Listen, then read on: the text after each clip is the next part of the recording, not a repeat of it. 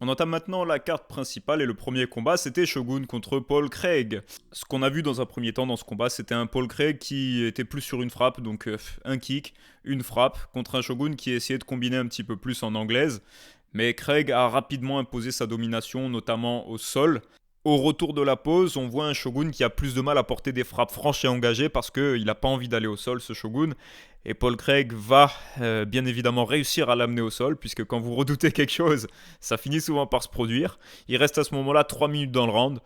Paul Craig trouve le dos plusieurs fois, il frappe, il contrôle, il impose du grand end pound. Et au final, on a un Shogun qui tape sous les frappes.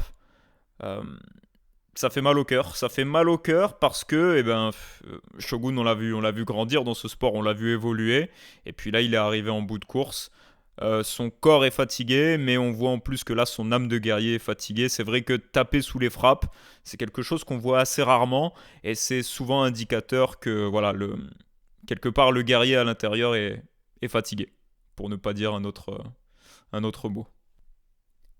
Neuvième combat de la soirée, et cette fois-ci c'est Kathleen Chookagian qui affronte Cynthia Calvillo. Dans ce combat, l'histoire est assez simple. On a une combattante qui est plus grande, qui empêche l'autre de casser la distance. Cette combattante qui est plus grande, c'est Kathleen Chookagian.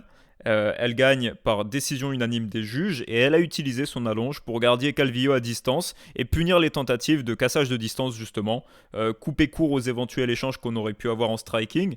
Cynthia Calvillo, ça lui arrivait occasionnellement pendant des blitz de toucher une ou deux fois, mais il n'y a pas eu d'échange prolongé. Elle n'est jamais restée dans le phone booth, dans la cabine téléphonique pour échanger avec Chookagian parce que Chookagian touchait et tournait.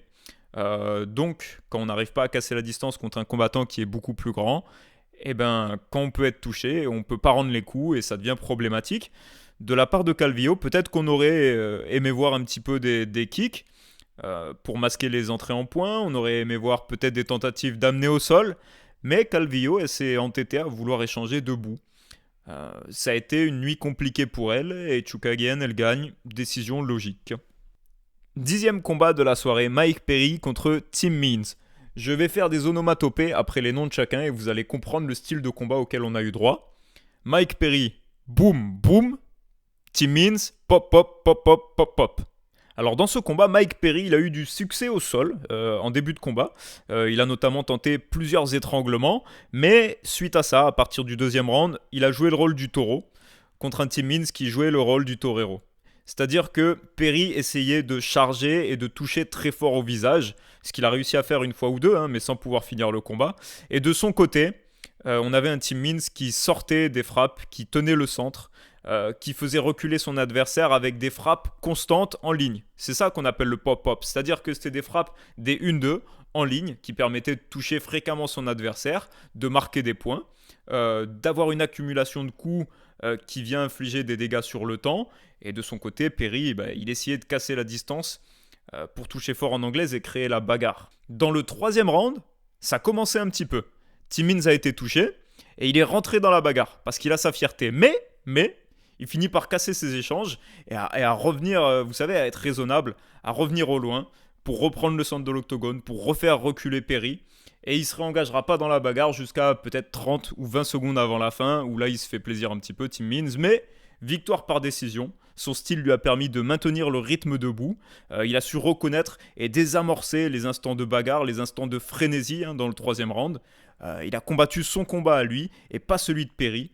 Très intelligent de la part de Tim Means qui gagne par décision unanime. Alors pour la première défense de titre de la soirée, qui opposait Valentina Shevchenko à Jennifer Maia, on a été surpris par la stratégie de la championne. Valentina Shevchenko a cherché le sol pendant les 4 premiers rounds. Et Valentina Shevchenko, on a réalisé dans ce combat qu'elle a une lutte très en force, pas la plus technique selon Daniel Cormier. Alors là, je lui fais confiance parce que j'y connais rien en lutte. Mais en tout cas, une lutte très efficace puisque ses amenées au sol ont été couronnées de succès la plupart du temps, sauf une fois dans le deuxième round. Et puis elles étaient spectaculaires. Gros contrôle au sol. Elle contrôlait les hanches de son adversaire et du coup, elle se mettait à l'abri des tentatives de soumission. C'est dans le quatrième round où elle commence à faire parler les points. Donc elle touche, avant d'amener un nouveau au sol. Et dans le quatrième, par contre, elle a passé le round à faire ce qu'on attendait d'elle pendant tout le combat, en fait. C'est-à-dire du Muay Thai. des 1-2 puissants, vous savez, où elle envoie la gauche en bougeant la tête vers la droite. Ça lui permet de trouver des angles où elle est complètement à l'abri. Elle touche à volonté avec les power shots du gauche. Elle envoie des jambes qui sont puissantes. On voit ses jolis spinning back kicks. Et ce 5e round, c'est vraiment ce qu'on pensait voir pendant tout le combat. Mais au final, Jennifer Maia, elle aura représenté pour Shevchenko un défi un peu plus ardu que ce qu'on attendait. On pensait l'avoir KO dans le premier ou le deuxième. Elle a tenu bon. Même debout, elle a réussi à porter des coups. Sauf que, Shevchenko, c'est Shevchenko.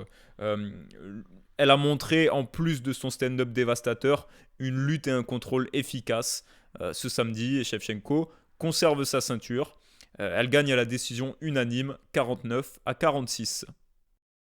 Pour finir la soirée en beauté, Deiveson Figueiredo qui affrontait Alex Perez. Figueiredo défendait son titre face à Alex Perez. Donc le combat démarre. Des deux côtés, on a des kicks monstrueux qui résonnent dans l'arène vide. Notamment Figueiredo, les kicks du gauche qui claquent très très fort au corps. Et à partir de là, Alex Perez, il n'a plus envie d'être debout. Il saisit un single leg et il monte très haut la jambe de Deiveson Figueiredo.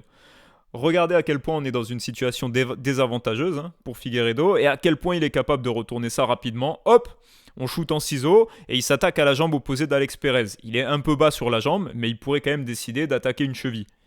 Ce qu'Alex Perez fait, c'est qu'il sort de là en pression et il se retrouve plus ou moins dans le dos de Deiveson Figueiredo, même s'il n'a pas les crochets. La situation, elle n'est pas stable, la position, elle n'est pas sécurisée, mais il est quand même dans le dos de Deiveson Figueiredo.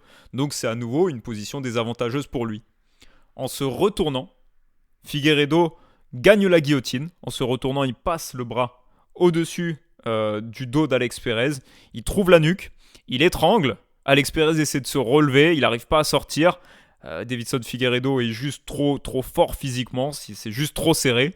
En se relevant, Alex Perez va donner encore plus d'angle à la soumission et il est contraint de taper dans le premier round Deiveson Figueiredo, vainqueur par soumission. Mais cette capacité qu'il a eue là, à partir de positions désavantageuses pour créer des situations où lui, il termine le combat, c'est époustouflant. C'est époustouflant et c'est impressionnant de maîtrise et de puissance, quoi. Donc très belle performance de Figueiredo. Je me suis régalé et il vient consolider son statut de champion des flyweights en l'absence de Henry Cejudo. Merci à vous d'avoir regardé cette vidéo. J'espère qu'elle vous a plu. Je sais qu'on n'est pas du tout dans les 10 minutes. Mais ça va pas m'empêcher de mettre dans le titre l'UFC 255 en 10 minutes. Et je vous donne rendez-vous la semaine prochaine pour un nouveau petit récap des actions du week-end.